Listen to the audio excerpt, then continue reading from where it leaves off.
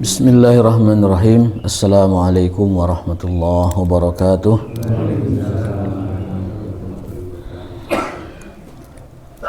Innal hamdalillah wassalatu wassalam ala Rasulillah wa ala alihi wa ashabihi wa man walah. Amma ba'du. Allahumma subhanaka la ilma lana illa ma 'allamtana wa 'allimna ma yanfa'una wa zidna ilman warzuqna fahan walhiqna bissalihin. Bapak sekalian yang dimuliakan oleh Allah Subhanahu wa taala, kita akan lanjutkan kajian kitab Al-Adab Al-Mufrad, yakni kitab yang membahas tentang adab dan akhlak kita sebagai seorang mukmin, seorang muslim, baik terhadap Allah maupun terhadap manusia. Karena agama adalah penuntun kita untuk menjadi semakin lebih baik, semakin lebih bermanfaat bagi orang lain. Kesalehan harus memiliki dimensi yang vertikal kepada Allah dan juga harus memiliki dimensi yang horizontal kepada sesama manusia. Al-Adab Al-Mufrad dan juga kitab yang lain termasuk Riyadhus Shalihin yang semisalnya menuntun kita untuk menjadi pribadi yang lebih soleh, baik soleh secara hablum minallah dan soleh secara hablum minannas. Karena kesolehan itu wajib, menjadi soleh itu wajib, pinter itu bonus. Menjadi soleh itu wajib, kaya itu bonus. Menjadi soleh itu wajib, sehat itu bonus. Menjadi soleh itu wajib, dan menjadi seseorang itu adalah bonus. Kenapa? Karena perintah Allah Subhanahu wa taala agar kita menjadi semakin baik, ya. Di dalam Al-Qur'an surat An-Nahl Allah berfirman, "Inna waliyallah alladzi nazzala al-kitab wa huwa yatawallas shalihin." Sesungguhnya waliku, pembimbingku, kekasihku, penolongku, pelindungku adalah Allah yang telah menurunkan Al-Qur'an. Wa huwa yatawallas shalihin, dan dialah Allah yang mengurusi kebutuhan orang-orang soleh. Allah adalah walinya orang soleh, dan sebagaimana pada lazimnya seorang wali kepada yang diwalikannya, maka Allah lah yang mengurusi urusan-urusan orang yang soleh. Inna waliyyi Allah, sungguhnya waliku adalah Allah yang telah menurunkan Al-Quran. Wa huwa yatawallas shalihin, dan dialah yang mengurusi urusan-urusan orang soleh. Segala urusan, baik yang berkenaan dengan perlindungan, bimbingan, kemudian hidayah, kemudian taufik dan keberkahan, termasuk juga adalah penjagaan dari Allah Subhanahu wa taala. Nah, kitab yang di hadapan kita ini yang namanya Al-Adab Al-Mufrad menuntun kita untuk menjadi semakin soleh dan semakin baik, baik kepada Allah maupun kepada sesama. Di hadis sebelumnya kita akan lanjutkan, namun mengambil hadis sebelumnya agar temanya itu adalah berurutan, bersambung begitu. Rasulullah SAW menyuruh kita untuk minta kepada Allah, berdoa kepada Allah dengan doa yang mengandung atau mencakup kebaikan dunia akhirat atau kebaikan jasmani dan rohani yang sering kita sebut dengan al-afiyah. Di dalam banyak hadis Rasulullah SAW menyuruh kepada kita minta kepada Allah yang namanya al-afiyah. Allahumma inni as'aluka al-afiyah. Ya Allah, aku memohon kepadamu al-afiyah. Apa itu al-afiyah? Sehat jasmani dan rohani. Itu afiyah. Karena ada orang yang sehat jasmaninya, jago ringkas, tapi rohani tidak sehat. Jelma gelo. Sehat badannya, tapi rohaninya tidak sehat. Ada orang yang rohaninya sehat, tapi jasmaninya ripuh, juga kasihan lihatnya. Maka al-afiyah terjemahan yang paling sederhananya adalah sehat lahir batin, sehat jasmani dan rohani. Itulah doa yang diajarkan oleh Nabi untuk dibaca setiap saat, bahkan doa yang dibaca ketika azan dan qomat yang paling mustajab waktunya doa minta afiat. Rasulullah kalau dimintai doa, kalau ditanya doa apa yang hendak dibaca, beliau menjawabnya, mintalah kepada Allah al-afiyah. Allahumma inni as'aluka al-afiyah fid dunya wal akhirah. Ya Allah, aku memohon kepadamu afiyah, sehat lahir, sehat batin, sehat jasmani, sehat rohani, baik di dunia maupun di akhirat. Ketika paman beliau Abbas bin Abdul Muttalib minta doa kepada beliau selaku keponakannya, tapi paman ini dengan penuh sopan mengatakan, wahai Rasulullah, tidak memanggil hai alo, hai jang, tidak. Meskipun beliau itu paman kepada keponakan, tetapi karena menghormati pangkat kerasulan, maka sang paman memanggilnya dengan panggilan yang diperintahkan oleh Allah. Ya Rasulullah, apa yang hendak saya baca, atau ajarkan aku sebuah doa, dengan doa itu kucukupkan segala macam kebutuhan lahir batinku dan dunia akhiratku. Lalu beliau mengatakan, ya amma Rasulillah, wahai paman Rasulullah. Ya, Rasul membalikan gelar itu, masih tetap Rasulullahnya tapi ditambahkan dengan wahai paman Rasulullah, saling menghormati. Salillahal afiyata fid dunya wal akhirah, mintalah kepada Allah afiat dunia dan akhirat. Artinya mintalah kepada Allah sehat lahir, sehat batin, sehat jasmani dan sehat rohani.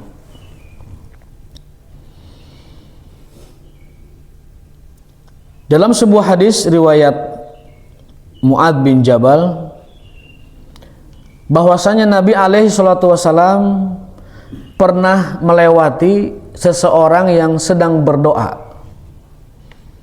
dan doanya itu terdengar. Ini berarti bahwa doa itu boleh dikencengin, boleh dikerasin doa itu, tapi jangan gogorowokan, tidak boleh gogorowokan. Waktu Rasul mendengar orang gogorowokan, Rasul menegur, hei, kamu tidak sedang menyeru orang tuli, kamu tidak sedang menyeru orang yang tidak mendengar, kamu sedang menyeru Allah yang maha mendengar. Lirihkan suaramu, pelankan suaramu. Itu Rasul marah ketika ada orang doa tarik gogorowokan. Kamu tidak sedang berdoa kepada makhluk yang kamu tidak sedang berdoa kepada dia yang tuli. Ya. Innakum la tad'unal asam. Kalian tidak sedang meminta kepada yang tuli, tapi kalian sedang meminta kepada dia yang maha mendengar, maha mengetahui, maha meliputi, maha melipat, maha melihat. Lirihkan suaramu. Nah, tetapi batasan lirih ini boleh terdengar sedikit. Buktinya apa ini? Rasulullah SAW ketika lewat mendengar seseorang berdoa. Doa yang dia baca pertama orang tersebut, Allahumma inni as'aluka tamama nikmah. Ya Allah, aku memohon kepadamu nikmat yang sempurna, nikmat yang paripurna. Rasul bertanya, kamu tahu nggak nikmat yang paripurna itu bagaimana? Lalu dia mengatakan, nikmat paripurna itu adalah masuk surga dan selamat dari neraka. Guys, benarlah itu. Rasul tidak mengomentari, berarti benar itu. Lalu kemudian Rasul lewat lagi di kesempatan lain, seseorang sahabat berdoa. Doanya ini, Allahumma inni as'aluka sabra. Ya Allah, aku memohon kepadamu kesabaran. Lalu Rasul menegur, kalau kamu minta kesabaran berarti sama saja kamu meminta musibah. Kalau kamu doa minta sabar sama dengan doa minta musibah. Jangan baca itu. Tapi mintalah fas'alhul afiyah, mintalah kepada Allah afiat, selamat lahir dan batin, selamat jasmani dan rohani. Jangan berdoa minta kesabaran, karena kalau kita berdoa minta kesabaran sama halnya dengan kita minta diuji dengan sesuatu yang tidak kita inginkan. Maka berdoalah, mendingan minta afiat daripada minta sabar, mendingan minta kuat daripada minta sabar, mendingan minta solusi, makhraja ataupun faraja ataupun salamata, yang lebih umum dari semua itu afiata, daripada kita meminta kesabaran. Dan Rasul menegur seorang sahabat yang terdengar berdoa Allahumma inni as'aluka sabra, dengan perkataan beliau qad sa'alta rabbakal bala'a, kau telah meminta bala pada Tuhanmu, fas'alhul afiyah, mintalah afiat. Kalau mau minta afiat, jangan minta sabar. Begitu kata Rasul. Maksud dari hadis Rasulullah SAW nomor 725 ini. Wa mara ala rajulin yaqul ya dzal jalali wal ikram qala sal. Lalu di orang ketiga beliau juga mendengar doa. Di kesempatan lain orang ketiga berdoa. Berdoanya itu menyebut-nyebut terus pujian kepada Allah, ya dzal jalali wal ikram. Lalu Rasul mengatakan, sal, mintalah. Di sini beliau memberi isyarat bahwa berdoa itu sebaiknya memperbanyak pujian. Ya Rahman, Ya Rahim, Ya Mannan, Ya Fattah, Ya Wahhab. Baca tuh Asmaul Husna, kemudian baru mintalah kepada Allah. Karena ada dalilnya memang. Walillahil asmaul husna fad'uuhu biha. Allah itu memiliki Asmaul Husna. Pakailah itu untuk berdoa. Pakailah itu untuk berdoa. Itu hadis yang terakhir di minggu lalu kita bahas ya. Jadi ini memberikan informasi kepada kita, kalau kita meminta kepada Allah jangan meminta yang sekiranya dapat memberatkan kita. Sabar itu kan berat. Jangan minta kesabaran, minta kekuatan, minta solusi, minta jalan keluar, minta afiat. Ada tambahan hadis terkait dengan pentingnya kita meminta afiat ya.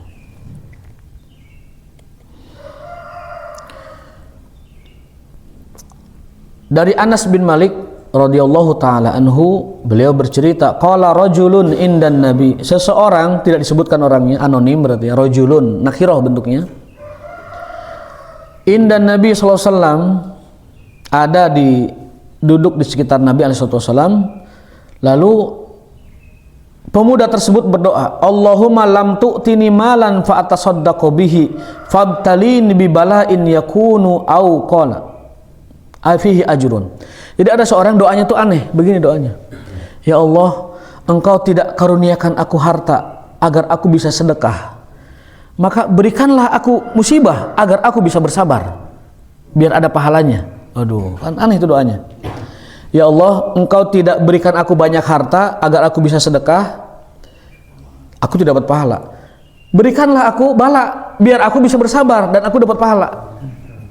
Kan ada aneh doanya itu ya. Aneh kan?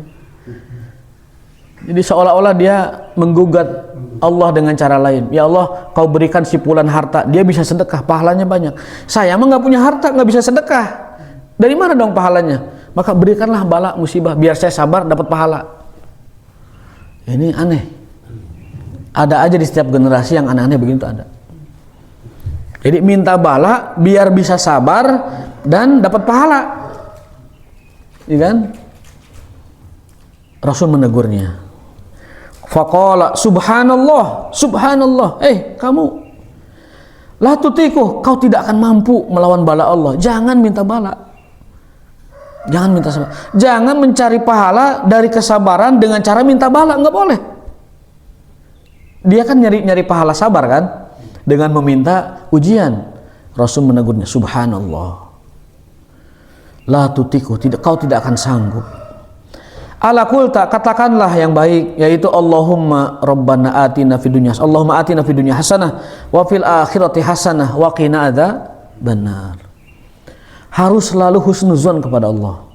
harus selalu optimis kepada Allah, tidak boleh ada celah pesimis atau celah suuzon kepada Allah Subhanahu wa taala. Ada sebuah hadis yang dapat merubah hidup kita. Allah berfirman dalam hadis kudusinya, ana inda zanni abdi bi, aku tergantung sangkaan hambaku terhadapku. In zanna khairan fa khairun wa in zanna syarran fa syarrun.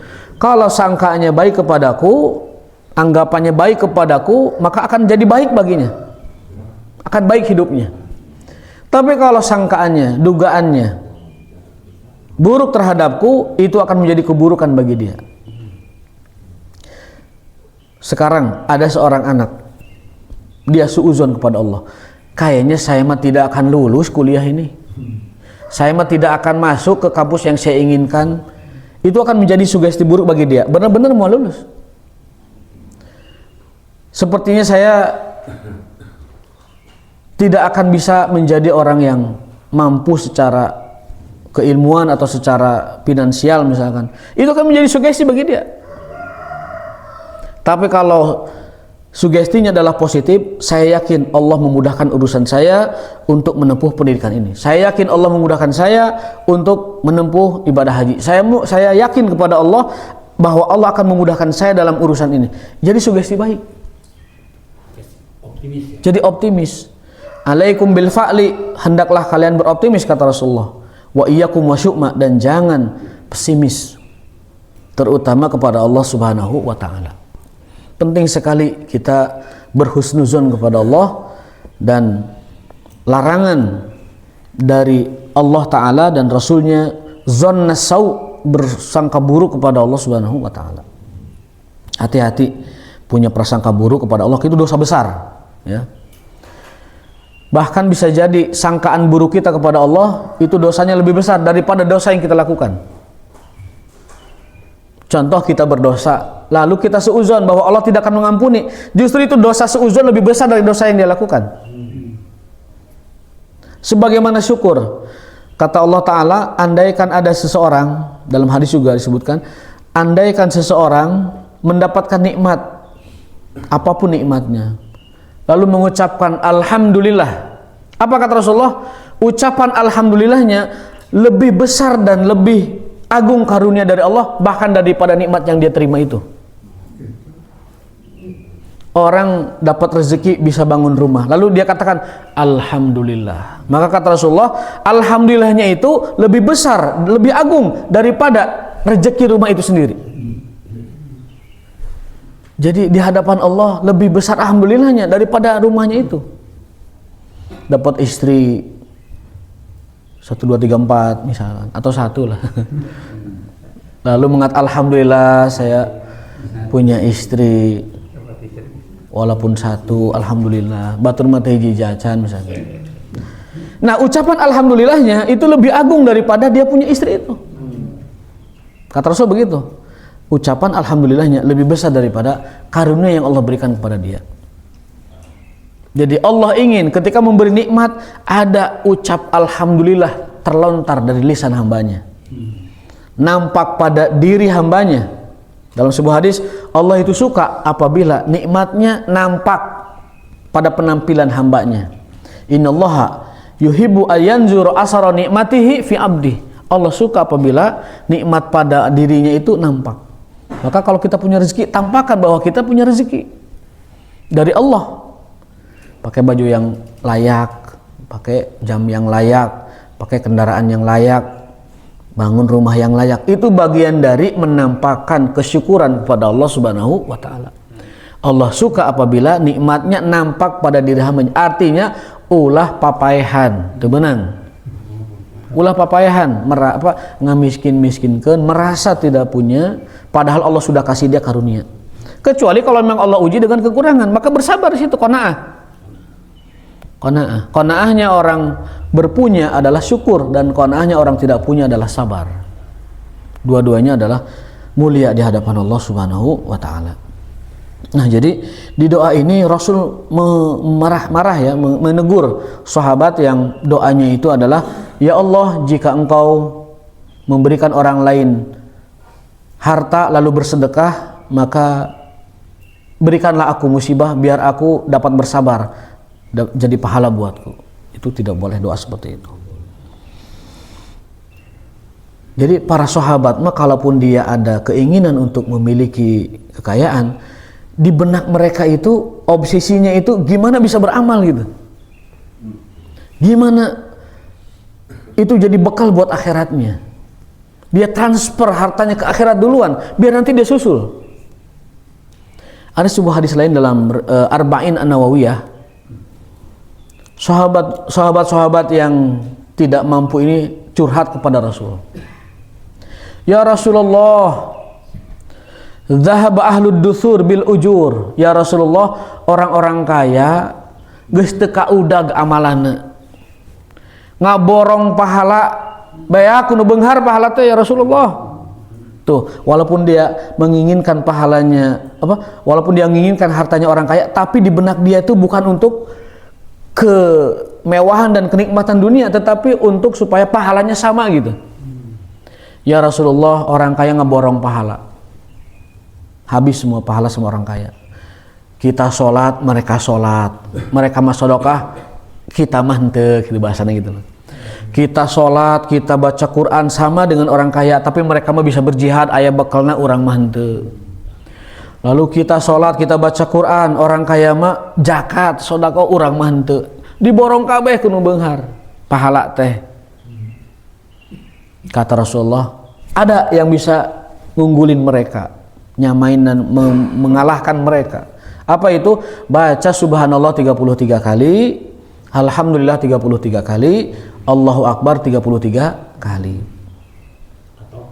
Atau wah aya nu bisa ngunggulin pahala ieu. Ari pek teh orang kaya na teh apal eta teh kitu. Diamalkeun juga. Aduh, diborong deui wae. Akhirnya curhat lagi, ya Rasulullah, orang kaya pun melakukan yang sama dengan kita. Akhirnya kata Rasulullah SAW dengan jawaban yang tidak terbantahkan, dzalika ma faddalallahu ba'dakum ala ba'din. Itulah karunia Allah yang Allah berikan kepada sebagian orang dan Allah tidak berikan kepada sebagian orang. Artinya dalam bab ini jalan terakhirnya adalah syukur dan sabar. Yang kayanya syukur dan yang tidak kayanya bersabar, dan kedua-duanya ada kebaikan. Dalam sebuah hadis, urusan orang beriman itu baik semua. Apabila diberikan kenikmatan, syakara, dia bersyukur dan itu baik baginya. Wa in asobathu dhara, apabila ditimpa kemalangan, kesulitan, ketidakpunyaan, dia bersabar dan itu baik baginya. Jadi orang beriman itu seluruh urusannya baik. Diberi karunia dia bersyukur, itu baik. Diberi cobaan berupa kekurangan, itu juga sabar, itu juga baik baginya. Jadi tidak ada yang tidak baik orang beriman, urusannya semuanya adalah baik. Sehingga pada akhirnya nilainya sama, baik si kaya dengan syukurnya atau si miskin dengan sabarnya, ujungnya sama. Apa? Ketakwaan kepada Allah. Takwa inilah yang menjadi pondasi dalam segala urusan dan hidup kita. Kemarin kita belajar surat At-Talaq, bagaimana Allah mengajarkan kepada kita agar melandasi seluruh hidup kita dengan ketakwaan. Takwa harus menjadi pondasi ketika kita dalam pernikahan rumah tangga, konteks yang kemarin ya surat At-Talaq. Takwa juga harus menjadi pondasi bagi kita kalaupun kita harus berpisah. Takwa adalah pondasi nikah, takwa juga adalah pondasi pisah. Makanya wa man yattaqillah yaj'al lahu makhraja. Baik saat menikah atau saat berpisah, kalau takwa menjadi pondasinya, Allah akan berikan makhraja, jalan keluar. Kemudian wa yarzuqhu min haitsu la yahtasib. Allah akan berikan rezeki dari arah yang tidak diduga-duga. Kalau nikah dan pisahnya adalah berpondasikan takwa. Itu konteks takwa dalam surat At-Taqwa. Meskipun dapat dipahami takwa secara umum, tetapi secara khususnya takwa dalam surat itu berkenaan dengan takwa saat menikah, takwa saat berpisah. Yukaffir anhu sayyi'atihi wa yu'dhim lahu ajra. Kenapa menikah begitu dahsyat dalam syariat Islam? Karena ibadah yang paling dibenci oleh setan adalah pernikahan. Pernikahan. Ibadah paling dibenci oleh syaitan itu pernikahan. Kenapa? Karena menikah itu saat dia ijab qabul sampai akhir hayat, setiap detiknya dapat pahala. Setiap waktunya dapat pahala terus itu. Setelah dia menikah dapat pahala. Maka iblis dan tentaranya selalu berusaha gimana misahin orang yang sudah menikah. Lihat surat Al-Baqarah ketika Allah menceritakan Nabi Sulaiman yang dituduh berbuat sihir, padahal Nabi Sulaiman tidak pernah melakukan sihir. Yang sihir itu adalah setan. Wattaba'u ma tatlu syayatinu ala mulki Sulaiman wa ma kafara Sulaiman walakinna syayatina kafaru yu'allimuna an-nasa sihra wa ma unzila 'alal malakaini bi Babil Harut wa Marut, dan seterusnya. Wa ma hum bidarrina min ahadin illa biiznillah, dan seterusnya. Kemudian wa yufarriquna bainal mar'i wa zawjihi. Allah di situ menyebutkan Sulaiman tidak berbuat kafir, Sulaiman tidak pernah mengajarkan sihir. Sihir itu dari syaitan dan dulu datang dari malaikat Harut dan Marut sebagai ujian bagi manusia, iman atau kafir. Lalu Allah menceritakan bahwa awal mula dari sihir itu adalah bagaimana setan memisahkan yufarriquna bainal mar'i wa zaujih, dan pasangannya. Jadi kalau ditanya asal usul sihir pertama kali di muka bumi itu bukan sihir ngapung, bukan sihir sancang, bukan sihir telum kalaut, bukan sihir naluh batur, bukan. Sihir yang pertama kali ada di muka bumi adalah bagaimana seseorang melalui perantara setan memisahkan pasangannya. Jadi sihir yang pertama kali di dunia ini adalah sihir tafrik, memisahkan pasangan. Itu yang pertama. Yang kedua, dalam hadis Sahih Bukhari, pernah kita bahas dalam kitab Sahih Bukhari, ternyata setiap hari Raja Jin itu mengumpulkan bala tentaranya, mengabsen satu persatu. Setiap ada tentara jin yang datang ke kerajaan itu, kerajaan jin itu di laut, Pak. Udah disebutkan lautnya, bising teka dari itu. Di jin, kerajaan jin itu di laut. Setiap hari Raja Jin ngabsen bala tentaranya. Pertanyaan satu. Kam min zaujin farokta, dalam Sahih Bukhari itu, dalam hadis ditanyakan, kam min zaujin farokta, berapa pasang suami istri yang telah kau pisahkan? Coba itu ditanyakan, mana geus ngagoda si pulan, iya tidak ditanyakan dosa-dosa lain. Yang ditanyakan adalah berapa pasang suami istri yang telah kau pisahkan. Tentara yang satu, saya sudah wahai raja, saya sudah wahai raja, terus ada satu yang belum, dia katakan masih proses, belum saya pisahkan tapi sudah pas ya. Kata rajanya, oh, can hasil mana sukan kayak itu deh, sampai berhasil kamu pisahkan baru kesini lagi laporan. Sampai begitu. Artinya apa? Artinya ibadah yang paling ditakuti, ibadah yang paling tidak disukai, ibadah yang paling dibenci oleh setan adalah ibadah pernikahan. Karena dengan menikah itu orang sejak ijab qabul berpahala, beribadah terus dihitung. Canda tawanya ibadah, kemudian isba'ul gharizah, melampiaskan syahwatnya ibadah, makan minumnya ibadah, satu butir nasi, satu butir gandumnya ibadah, peluh keringat bapaknya usaha ibadah, ibadah semua. Dari mulai ijab qabul sampai nanti kita meninggal, salah satunya atau keduanya, itu ibadah semua. Ibadah semua. Langkah menuju bekerjanya ibadah, kemudian istri gegerohna ibadah, ngisikana ibadah. Eta berapa sanggup anu diisi ku eta ku ibu di rumah, ya. Kaboboko-bobokona ibadah eta. Boboko nu aya sanguan dibersihan, remeh-peremeh itu ibadah. Jadi nikah itu ibadah yang paling agung, misakon ghalidha, perjanjian agung dengan Allah Subhanahu wa taala. Maka jangan luput, jangan lalai untuk memperoleh pahala terbesar dari pernikahan, ya. Mangga di follow up, follow up tiasa. Aya pami bade tetaros, aya di Cimahi aya abdi. Tapi kan sekarang terputus pahalanya. Lagi biar dapat tadi keutamaan pahala besar, ya, lagi. Ya. Lumayan kan, ada 20 tahun 30 tahun ke depan, ya. mendulang pahala lagi. Jadi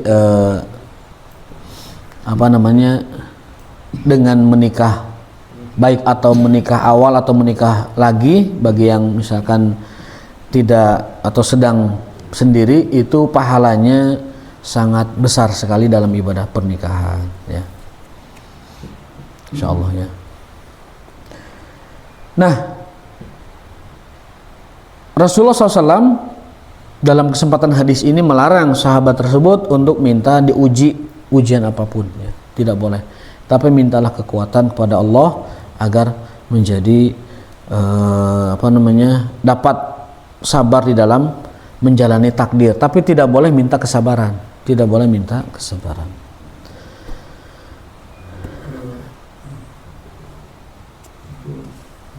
Nah, Subhanallah sama Alhamdulillah. Dalam Quran kan disebut pagi dan petang itu bertasbih. Bertasbih. Iya. Jadi apakah yang lebih harus sering kita ucapkan Alhamdulillah atau Subhanallah? Sadayana. Jangan pilah-pilah gitu ya. Subhanallah, alhamdulillah. Bahkan Rasul mengajarkan itu, zikir pagi petang itu subhanallah walhamdulillah wala ilaha illallah wallahu akbar wala haula wala quwata illa billah. Itu yang dimakan dalam Quran sebagai al-baqiyatus sholihat, kebaikan abadi. Al-malu wal banuna zinatul hayati dunya wal baqiyatus sholihatu khairun inda rabbika sawaban wa khairun amala. Sesungguhnya harta dan keturunan kita adalah anugerah yang sangat dan paling kita cintai. Anak dan harta adalah permata dunia yang paling sangat kita jaga dan kita cintai.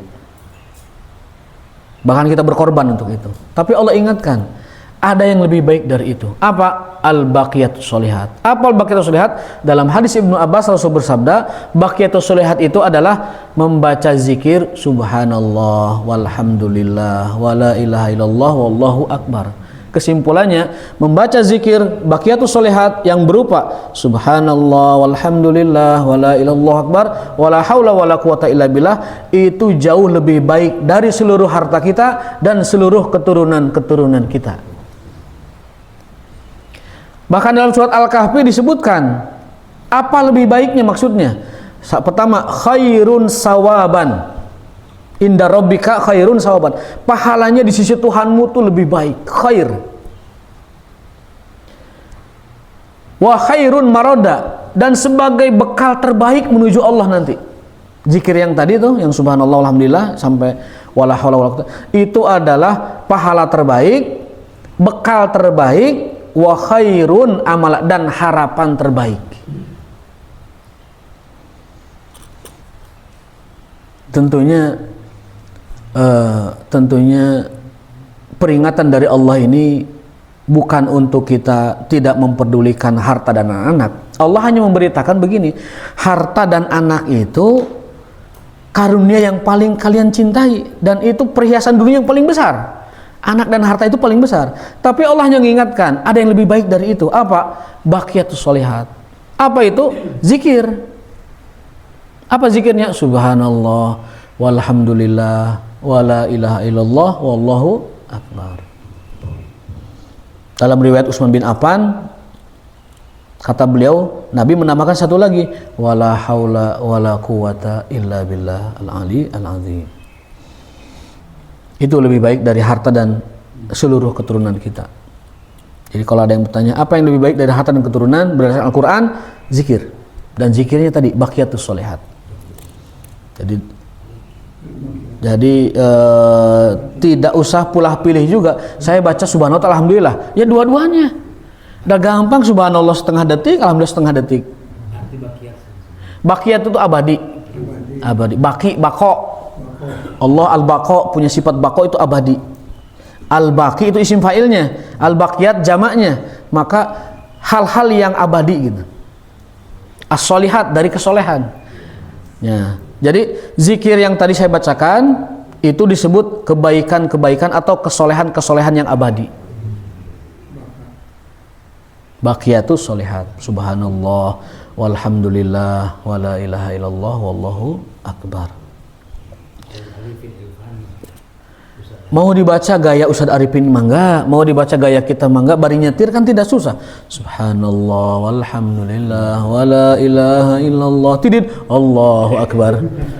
Bisa, tidak apa-apa. Ini kan klakson kita ada motor di depan. Tidit wala haula wala quwata illa billah. Tidak apa-apa. Sambil injak kopling, subhanallah walhamdulillah. Itu enak, sambil nyetir itu enak. Cuma naik motor agak susah. Kalau di tukang udah reang yang bau hasep misalnya bentar. Jadi tidak fokus zikirnya tuh, bau hasep aya knalpot tereng-teng dan segala macam lah. Jadi yang paling adem tuh kalau lagi bawa mobil. Subhanallah walhamdulillah wala ilaha illallah. Itu motor 2 tak kan nereng-teng suara tuh. Tereng-teng. Itu mengganggu zikir itu. Belum juga hasepnya. Maka saya sering mengatakan bahwa suara yang berisik dari motor, knalpot dan ngebul yang disengaja itu zolim kepada pengguna jalan. Zolim. Dalam sebuah hadis Rasul bersabda, "Man yu'dzil muslimina fi turuqihim falaysa minhum." Barang siapa yang menzolimi kaum muslimin di jalanan-jalanan mereka, itu bukan golongan mereka. Barang siapa yang berbuat zolim kepada kaum muslim di jalanan mereka, bukan termasuk golongan mereka. Dalam hal ini berarti ya, ini ancaman keras dari Nabi. Orang yang menzolimi orang lain dengan suara, dengan sampah di jalan, dengan cangkang cau, tikosewat batur, atau dengan bising polusi udara, polusi suara, polusi segala macam, itu menzolimi kaum muslimin yang lain. Atau dengan zigzag jalannya, mengambil jalan orang lain. Kata Rasulullah, man adzal muslimin, barang siapa yang menzolimi orang muslim, membuat tidak nyaman orang muslim di jalanan mereka, bukan termasuk golongan mereka. Maka nubuga knalpot gandeng ganti, yang buat asup tapi disengaja hayang asupan ganti, yang zigzag jalannya ganti cepat. Itu khawatir anda mendapatkan dosa kezaliman sesama muslim, dan Rasul mengancam barang siapa yang berbuat zalim kepada umat Islam di jalanan mereka, maka itu bukan golongan mereka. Itu Hadis.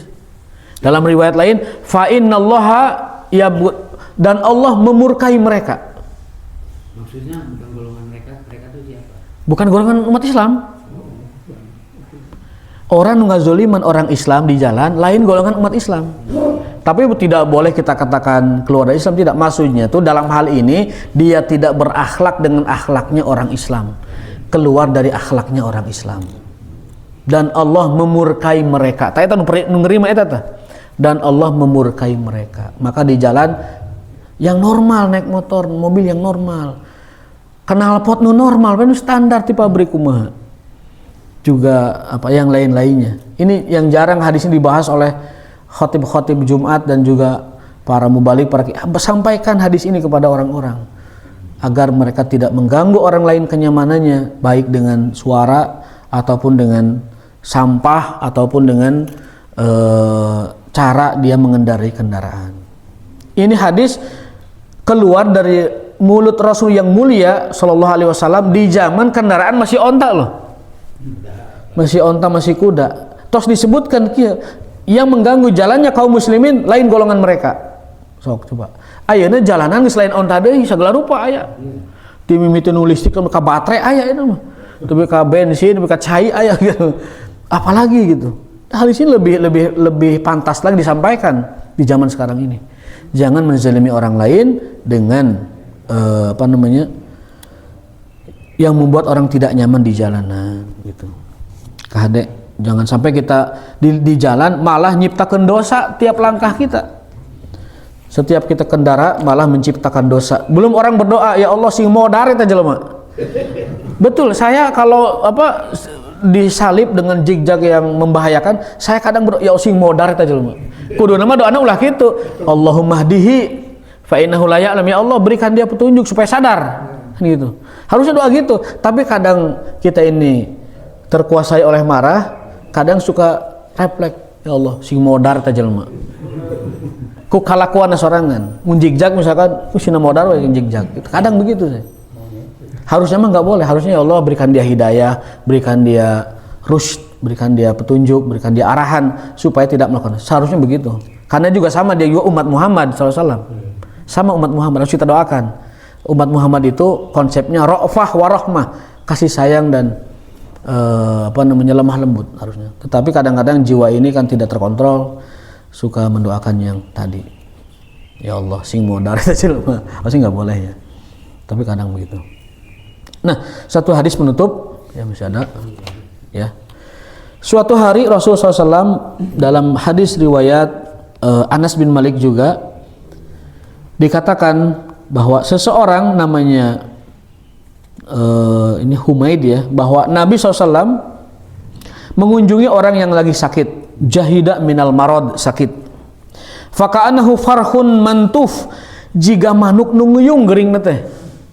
Manuk piit, kacayan, buleneng kan namanya juga buuk piit, kacayan tuh buleneng dia. Sakit nguyung. Tidak punya sama sekali kekuatan, ngadupruk nguyung jika manuk piit. Farhun mantuf kata Nabi SAW dalam hadisnya itu. Kata perawi hadis, qala ud'ullaha bi syai'in aw salhu faja'alah yaqul. Lalu Nabi bertanya, "Jang ari maneh ngadoa naon? Bisa sampai parah kieu, parna kieu gering teh, ngadoa naon maneh?" Bahasa orang gitulah. Dia mengatakan, "Allahumma ma anta mu'adzibi bihi fil akhirah fa'ajilhu fid dunya." Ya Allah, jika engkau nanti akan menghukumku, mengazabku di akhirat, sekarang saja ya Allah. Saya ingin suci meninggalkan dunia ini tanpa dosa. Kalau engkau nanti mentakdirkanku diazab, dihukum, ayeuna wae. Oh, Rasul marah. Subhanallah, la tastati'u. Hei maneh, ulang doa kitu. Subhanallah, kamu tidak akan sanggup melawan hukuman Allah. Allah kulta, maukah kamu aku ganti doanya supaya baik?